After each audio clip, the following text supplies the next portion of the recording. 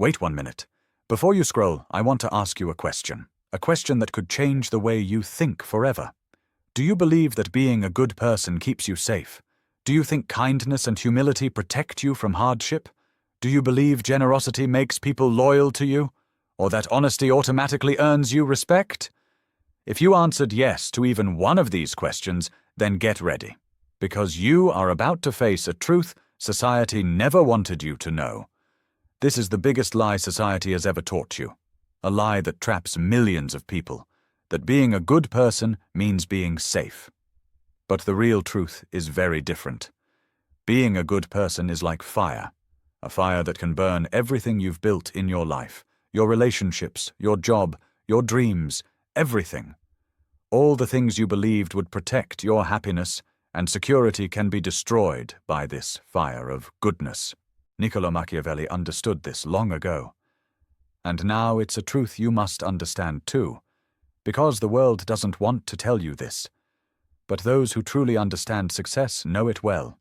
Sometimes, to survive and win in this world, you cannot rely only on the dream of being a good person. Yes, Niccolo Machiavelli understood this. He watched good leaders fail. He saw kind rulers get destroyed. He saw generous people get betrayed by the very people they helped. And he wrote it all down. Today, I'm going to share his hidden truth with you. The shocking cost of being good that nobody talks about. In the next few minutes, you'll learn why your goodness can actually make you weak. Why people don't respect your kindness. They take advantage of it. Most importantly, how to turn your goodness from a weakness into a real power. But first, let me be clear. I'm not telling you to be evil or hurt anyone. I'm showing you how to be good strategically, not blindly. Because the truth is, in a world full of wolves, being a sheep will get you eaten alive. Drop this affirmation in the comments. I choose strategic goodness. From today, everything changes. From now on, you won't be blindly nice. You'll be strategically good. In this video, we'll uncover why goodness doesn't always protect you. Often, it can actually harm you. And we'll see how to turn it into a source of real power. Let's start with the first shocking truth. 1. Goodness makes you vulnerable. Think of the kindest person you know. Are they truly respected? Or are they the person everyone calls when they need something? Being good makes you predictable. People know you won't fight back. They know you won't say no. They know they can push you around because you're too nice to stop them. You end up being the office doormat, the friend who always pays for dinner, the family member who always says yes even when it hurts. I knew a person like this. He was the best team manager ever, always helping his team, always covering for them, always putting their needs first. But guess what? Someone else got promoted over him. Why? Because nice people don't look like leaders. They look like servants. People don't respect your goodness. They exploit it. When someone is always available to help, their help loses value. When someone never sets boundaries, people keep crossing them. When someone never shows strength, people assume they have none. Your goodness becomes your weakness because it tells the world, you can take advantage of me. Machiavelli once said, the lion cannot protect himself from traps, and the fox cannot defend himself from wolves. You must be a fox to spot traps, and a lion to scare wolves. If you act like a sheep in a world full of wolves, that's why you keep getting hurt. Drop this affirmation in the comments. I protect my energy. 2. The generosity trap. Here's a truth that might shock you. The more you give, the less people appreciate it. Sounds strange, right? But it's true. Generosity gets short-term praise. People thank you, they compliment you, it feels amazing. But over time, something dangerous happens. Your generosity creates dependency, entitlement, and eventually resentment. Think about it. Help someone once, they're grateful. Help them twice, they're thankful. Help them 10 times, they start expecting it. Your kindness becomes normal to them. If you ever stop helping, they don't remember all the times you said yes. They remember the one time you said no. Suddenly, you're the selfish one. You're the bad guy. It's the same with kids and parents. Give a child everything at first. They're happy. Over time, they expect it. That new phone isn't special anymore, it's just normal. And if you ever say no, they call you unfair. Friendships work the same way. Always picking up the bill, always driving everyone around, always helping people move. At first, they appreciate it. Later, they just assume you'll do it. And if you ever need help back, suddenly they're too busy. This is the generosity trap. You give so much that giving becomes your identity. The moment you need to receive, or even stop giving, people see you as the villain. Your constant generosity doesn't build loyalty. It builds addiction. People get used to your giving, and like addicts, they get upset if it's cut off. The psychological reason is something called hedonic adaptation. We get used to good things faster than we realize. What once felt special quickly becomes normal. What once felt generous eventually becomes expected. Over time, the repeated acts of kindness you offer lose their impact. People stop noticing them because they happen so often. They become invisible. But here's the twist. A single act of saying no stands out. It grabs attention like a bright red flag. That's what people remember. That's what they focus on. That's what they complain about. This happens everywhere. At work, if you always stay late, staying late becomes expected. Nobody celebrates it anymore. But leave on time just once, and suddenly people think you're not committed. In relationships, if you always compromise, compromise becomes the norm. But if you stand your ground even once, suddenly you're labeled difficult. Niccolo Machiavelli once said, "Benefits ought to be conferred gradually, and in that way they will taste better." He understood something most people never learn. Scarcity creates value, while abundance destroys it. That's why strategic timing, giving carefully, acting deliberately, is more powerful than constant generosity. Now let's talk about something even deeper, the mask of virtue. Here's a truth that might make you uncomfortable. Society cares more about appearances than reality. People don't care if you're actually good. They care if you look good. They don't judge your heart. They judge your image. This means that to maintain power, respect, and influence, you must learn to wear the mask of goodness while quietly keeping control beneath the surface. Look at the most successful people you know. Do you think they got there by being genuinely nice to everyone all the time? Absolutely not. They got there by being strategic about when, how, and to whom they show their goodness. They smile in public, but make the hard decisions in private. They show mercy when it benefits them, and strength when it's required. They understand that the appearance of virtue is often more powerful than virtue itself. And let's be clear, this isn't about being fake. It's about being smart, being intentional, being strategic. Because in the real world, perception often shapes reality. Think of it like this. A doctor sometimes has to cut you open to save your life. Is the doctor being cruel? No. The doctor is doing what's necessary, even if it causes temporary pain. Real leaders understand the same thing.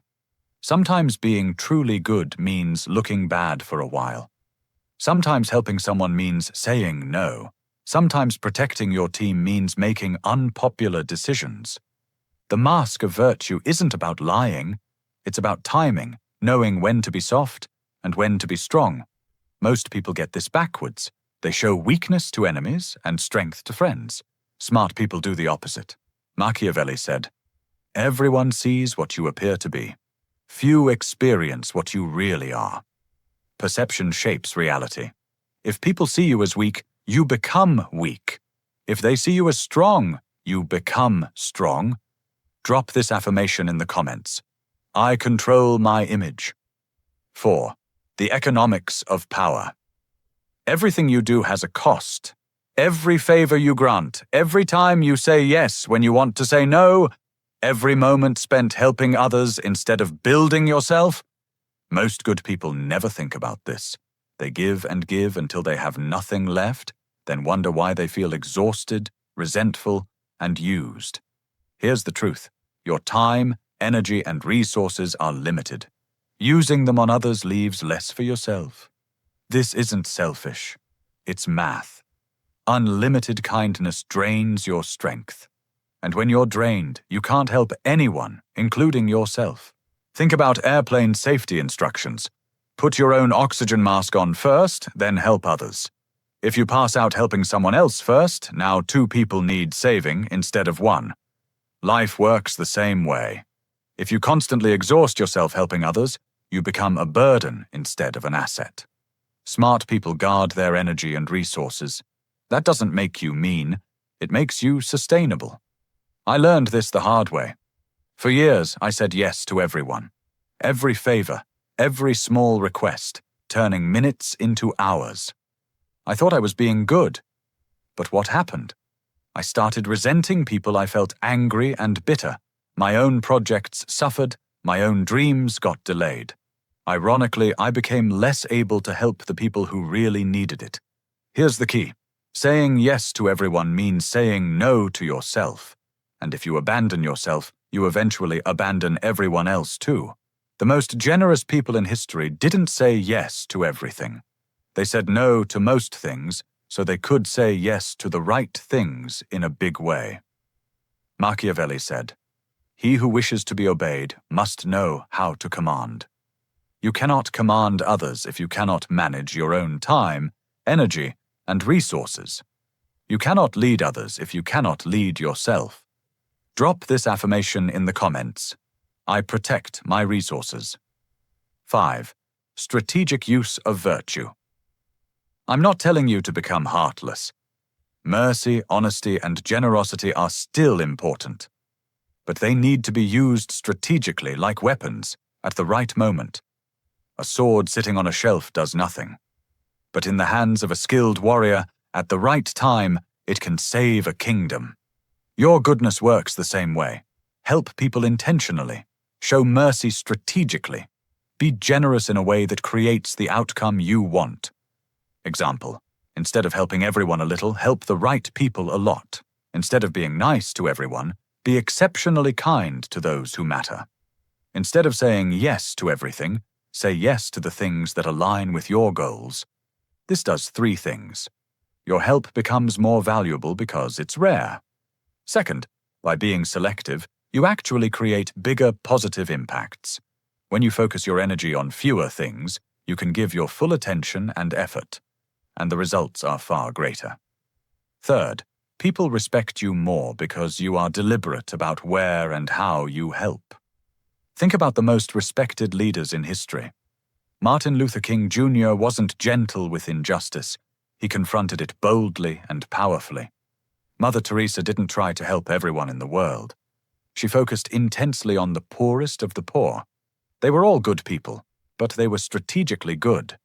They didn't use kindness just to be liked or to make themselves feel good. They used their virtue as a tool to create real change. So how do you apply this in your own life? Before you say yes to any request, ask yourself 3 questions. Does this align with my values and goals? Can I do this without draining myself? Will this person truly appreciate and respect what I'm doing? If the answer to any of these questions is no, don't just say no. Say it kindly but firmly. Be clear, confident, and respectful.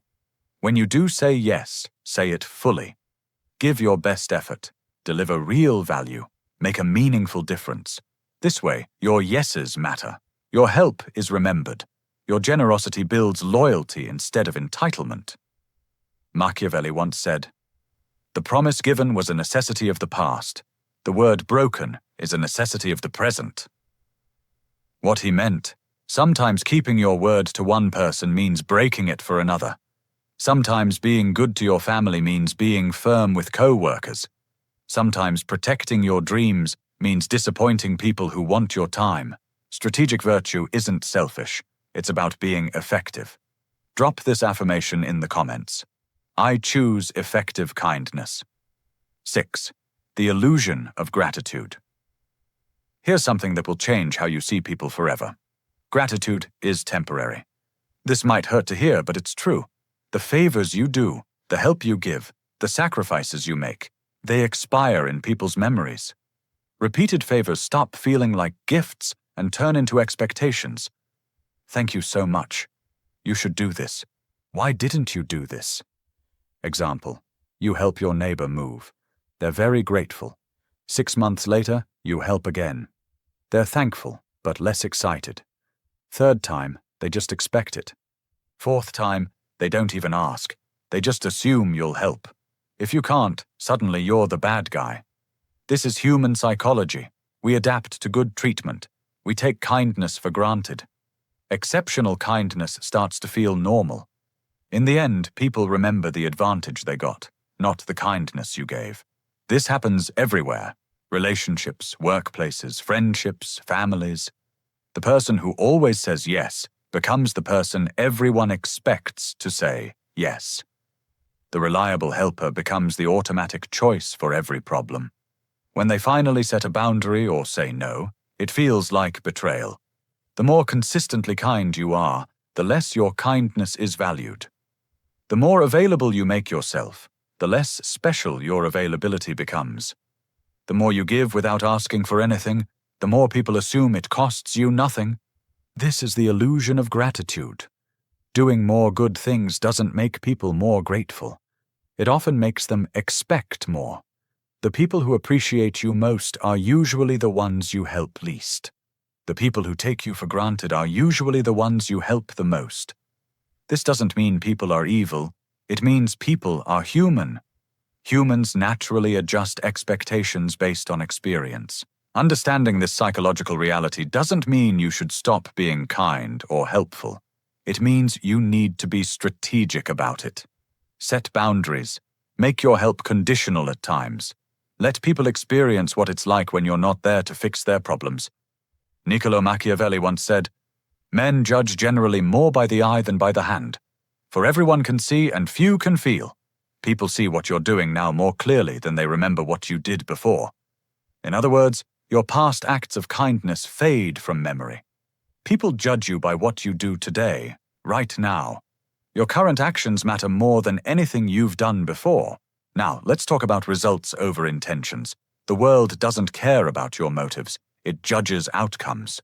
You might have the purest heart in the world. Your intentions might be golden, but if your actions don't create real results, none of that matters. History doesn't remember people who only meant well. It remembers people who got things done. Ask yourself, would you rather be remembered as someone who was nice but didn't accomplish much? Or someone who might have seemed tough but actually made a real difference in the world? Most people choose the first because it feels safer. But here's the brutal truth. Being remembered as just nice usually means being forgotten entirely. Sometimes being truly good means making decisions that don't look good at first. Surface-level kindness creates temporary comfort. Tough decisions create lasting impact. A parent who disciplines a child isn't being mean. They're teaching important life lessons. A teacher who gives challenging grades isn't being cruel. They're preparing students for the real world. A boss who sets high standards isn't being unreasonable. They're helping their team grow stronger. Real goodness is about results, not appearances. It's about creating positive outcomes, not just positive feelings. This is where most good people go wrong. They focus on being liked instead of being effective. They choose comfort over growth, temporary peace over lasting change. But here's the truth. If your goodness isn't producing the results you want, you're not truly being good. You're being nice, which is different. Nice people avoid conflict. Good people resolve conflict. Nice people tell people what they want to hear. Good people tell people what they need to hear. Nice people maintain the status quo. Good people create real positive change. The world is full of nice people who accomplish nothing. What the world really needs is good people who get results. Machiavelli once said, "The end justifies the means." This doesn't mean you should do bad things to get good results. It means that good intentions alone aren't enough. What matters is the outcome. People don't live in your heart. They live with the consequences of your actions. Real goodness requires courage. It requires you to focus on results, not appearances. Stop asking, "Will they like me?" and start asking, "Will this actually make things better?" At the end of the day, people won't remember your intentions. They'll remember what you built, what you changed, and what you left behind. Drop this affirmation in the comments. I focus on outcomes. 8. Legacy and survival. Let's talk about what really matters. How you'll be remembered and what you leave behind. History doesn't honor the merely good. It honors those who survive, endure, and create results. Think about it. Can you name 5 nice people from history? Probably not. But you can name 5 people who made a lasting impact, even if they weren't always pleasant. Steve Jobs wasn't known for being nice. He was demanding, perfectionist, and often difficult. But he created products that changed billions of lives. I'm not saying you should be mean. I'm saying being remembered for making a difference is better than being forgotten for being agreeable. Here's a truth about legacy. You cannot leave a mark if you don't survive long enough to make one. Survival in business, life, and relationships requires more than just being good. It requires being smart, strategic, sometimes tough.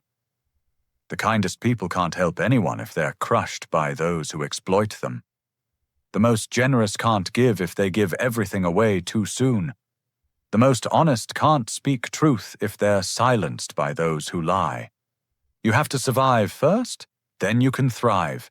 Then you can create the legacy you want. Protect yourself so you can protect others. Build yourself so you can lift others.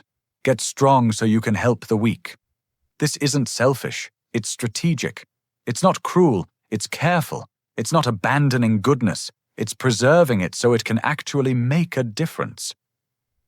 Look at people who create lasting change. They're not pushovers. They don't try to please everyone. They set boundaries and make tough choices.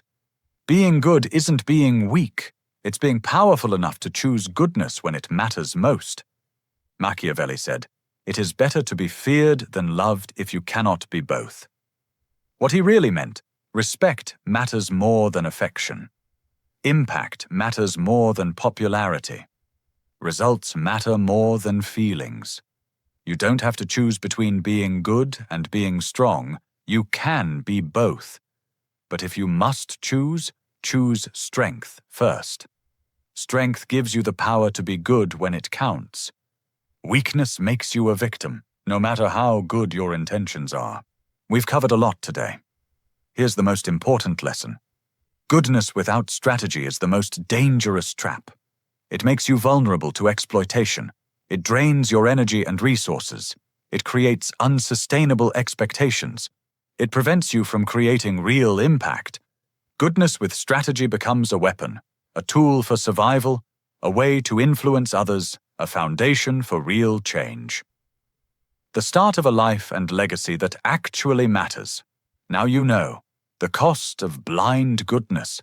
Why generosity can trap you. Why gratitude fades. Why intentions alone aren't enough. Most importantly, you know how to turn your goodness into a strength. Be kind strategically, help effectively. Create outcomes that matter before you leave this video. Make a decision for yourself. Stop right there. Before you scroll away, let me ask you something. One question that could completely change the way you see the world. Do you really believe that being a good person keeps you safe? That kindness protects you? That generosity builds loyalty? Or that honesty earns respect? If you answered yes to any of these, get ready. Because you're about to discover the most dangerous lie society has ever told you. The biggest mistake people make is believing that being good equals being safe. Here's the harsh truth. Goodness is like fire. It doesn't protect you. It burns through everything you've built. Your relationships, your career, your dreams, everything can be consumed by it. Niccolo Machiavelli understood this better than anyone, and now it's time for you to understand it too. We get used to good things faster than we realize. What once felt special becomes normal. What once felt generous becomes expected. Repeated acts of kindness eventually lose their power. They become invisible. but a single act of saying no, that stands out. It grabs attention. That's what people remember, what they focus on, what they complain about. This happens everywhere. At work, if you always stay late, staying late becomes expected. But leave on time just once, and suddenly you're not committed. In relationships, if you always compromise, compromise becomes expected. But stand your ground once, and suddenly you're difficult. Machiavelli once said, "Benefits ought to be conferred gradually, and in that way they will taste better." He understood what most people never learn. Scarcity creates value, and abundance destroys it. Strategic giving, careful timing, and selective action make your kindness meaningful. Society cares more about appearances than reality. People don't judge your heart, they judge your image. The most successful people know this. They smile in public and make hard decisions in private. They show mercy when it serves a purpose and strength when it's required. They understand that the appearance of virtue is often more powerful than virtue itself. This isn't about being fake. It's about being strategic, deliberate, and wise. Being selective also amplifies your impact. When you focus your energy on fewer things, your contributions become bigger, stronger, and more meaningful. Leaders like Martin Luther King Jr. didn't confront injustice gently. They confronted it powerfully. Mother Teresa didn't try to help everyone. She focused intensely on the poorest of the poor. They were good people, yes, but strategically good. They used their virtue as a tool to create real change, not just to be liked. In your life, before saying yes to any request, ask 3 questions. Does this align with my values and goals? Can I do this without depleting myself? Will this person truly appreciate and respect my effort? If the answer to any is no, don't just say no, say it kindly but firmly. When you do say yes, give it fully. Deliver real value. Make a meaningful difference. This is how your generosity builds loyalty, not entitlement. Remember, your past acts of kindness fade. People judge you by your current actions. Your intentions are meaningless if your actions don't create results. History remembers people who got things done, not those who only meant well. Sometimes, being truly good requires tough decisions that don't look good at first. Surface-level kindness brings temporary comfort. Real goodness produces lasting impact. A parent disciplines a child, a teacher challenges their students, a boss sets high standards. These are acts of strategic goodness. Nice people avoid conflict, good people resolve it. Nice people tell others what they want to hear. Good people tell them what they need to hear. Nice people maintain the status quo. Good people create positive change. So here's the question for you. Are you going to keep being good the old way, blindly, without boundaries, until it destroys you? Or are you going to start being good the new way, strategically, effectively, powerfully? Will you let goodness weaken you, or will you master it and turn it into strength? The choice is yours, but now you have the knowledge to choose wisely. Your goodness is not your weakness. When used strategically, it becomes your greatest power. In a world full of wolves, don't be a sheep, be a shepherd. Protect the flock through wisdom, strategy, and strength. Drop this final affirmation in the comments. I master strategic goodness.